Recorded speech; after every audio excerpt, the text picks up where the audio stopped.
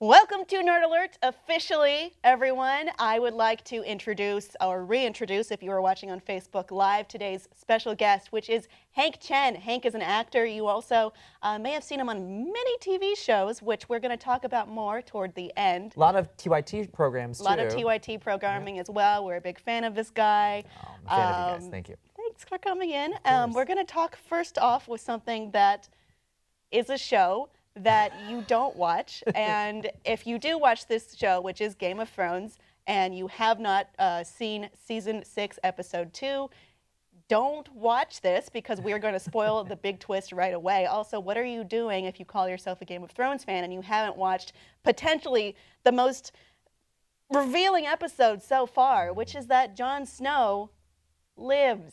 Oh, We had been waiting between season 5 and season 6 to find out what's happened to Jon Snow. He's been stabbed by the Night's Watch. He's bleeding out.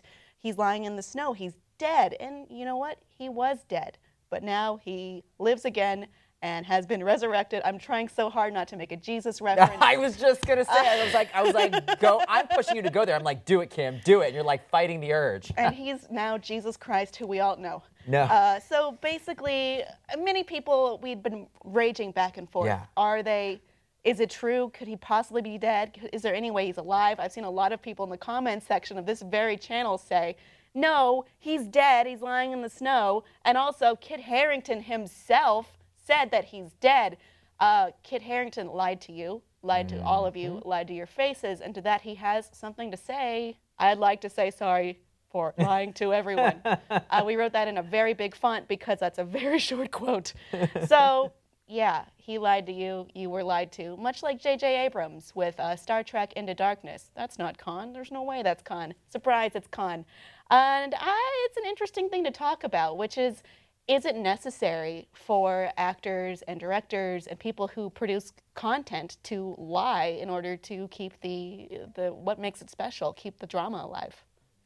I think it is. I think given today with social media and with just how many leaks and ways that something can get spoiled, I think it's really important for producers and actors to sort of keep everything on lockdown, because at the end of the day, it's really all about profit and bottom dollars. So the more people know about something, the less likely they might be inclined to buy a ticket to find out what they think they already know. You know what I mean? So, and before we get too much into it and I get all these hate comments, the only reason why I'm not a huge Game of Thrones loyal fan is because because Game of Thrones is so big in pop culture that I feel like I hear about all these things already, and then I'm like, oh, I don't know if I can commit and jump into it. But I will tell you this, Kim, I knew before this weekend that he was alive. How? And I knew, Secret Hollywood business? Well, this is what you look at. You look at the business surrounding the show. So here's the thing, Kit Harington, if a hot actor comes off of a hot show and is truly done with their deal,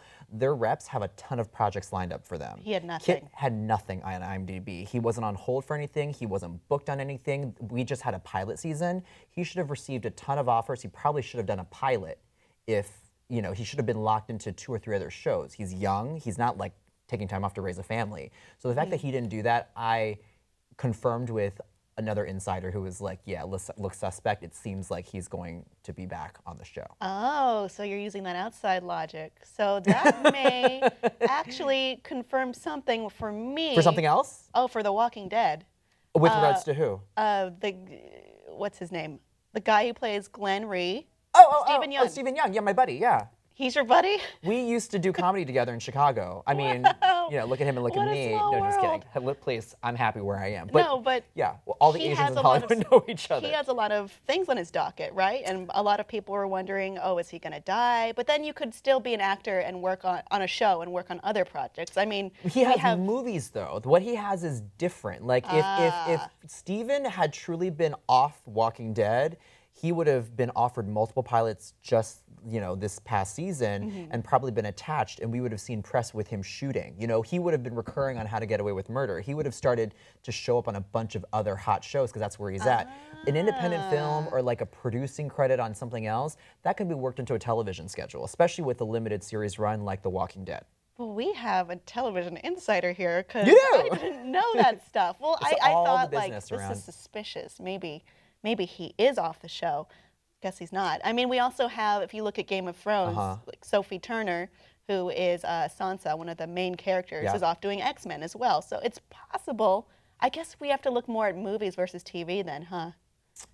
You mean to find out To figure whether, out what's going on? I would look more at television because television's a longer commitment. Do you know what I mean? Yeah, so, makes sense. Yeah, like if she's off shooting, I'm sorry, X-Men, is it? Yeah. They can, like literally, if they want to work with her schedule, they can bring her in, shoot her in like 5 days, do all her scenes, 5 days, long days, and fly her back to set. They can take time off. You can condense shit like that. I feel like such a yokel right now because I don't know these. No, it's okay. This is like a little insider. But for all of you fans out there, if you guys want to start keeping tabs on where your characters are coming back, are landing. Yeah, that's kind of the way to check, Right. like their IMDb, Google their names, see if they have any projects in the works, see what's if they're not taking time off or going on vacation or raising a family, chances are they may still be attached to the project that they. It's so funny that we are able to do this meta-analysis and figure out what's going on inside the narrative of a television show, which is kind of, I mean, back to the where we started with Kit Harington saying, "Yeah, I lied to you." This was something outside, as Kit Harington preserving the narrative of Jon Snow, For sure. which I guess is He was a contractually necessity. obligated to do that. He had to. Yeah. Sarah Jessica Parker, when they were doing the movie, she had her script on set covered with like the page of a different like title. It didn't say Sex in the City on the cover because she needed to keep that script a It secret. said Blue Harvest. There we go. That's Sex it. in the City. It's funny though that we have to put in these different measures because of one, our ability, and two, our curiosity to pry further and figure things out on our own without being told explicitly in the story or being at the mercy, I guess, of cliffhangers and waiting between seasons and what have you, which it does serve the narrative and ultimately the bottom line, but it's something as fans, as obsessive people, we just have to know. We have to know. Like if I have the opportunity to know, I will find out and I will know. And it's kind of a fun, I guess, spoiler culture, or wanting to spoil ourselves or just know everything because we can. We can. Do you feel like you do it only for certain genres of films, or are there certain... I do it for ones I'm excited about. I don't. Interesting. I don't care about, some TV show like traditional romantic comedy. Scandal. or- I don't care right. about that. But if it's something I'm interested in, like Game of Thrones or The Walking Dead, I'm gonna go for it. And now that I know this, I'm gonna go on IMDb I've and look empowered some stuff her. up. Yeah. You have empowered me. And speaking of empowerment, Hank, you have a couple projects that are premiering this week. Big projects. Can you tell us about them? Sure. They're projects that I'm really proud to be a part of. So on Wednesday, May the 4th, May the 4th be with you. May the 4th be with you. I think it's appropriate that I'm on this show talking about it. So I'll be on George Lopez's new show called Lopez on TV Land.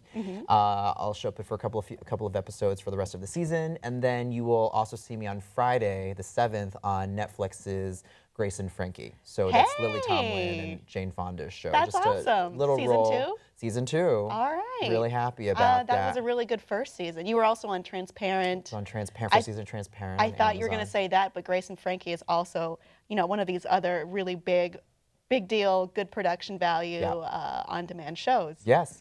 I mean, new media is just as powerful, if not more influential than traditional media, as we can see, Yeah, here, it does certainly feed my desire as a fan to watch everything and know everything right away. Oh, you So, can't these days, though. I mean, Big fan. Oh, yeah. I'm a big fan of yours, and we're both big fans of pop culture and television. So I'm happy to kind of jump a little bit here and there. So Okay. So those are a few things that I got going on. Fantastic. So I'm not saying bye to Hank, but I am introducing what he's got this week. Stick around. We've got more to come. Audience, do you think that it's necessary to lie to the fans to preserve stories, such as Kit Harington saving Jon Snow's story? Let us know below in the comments, and please like and subscribe for more.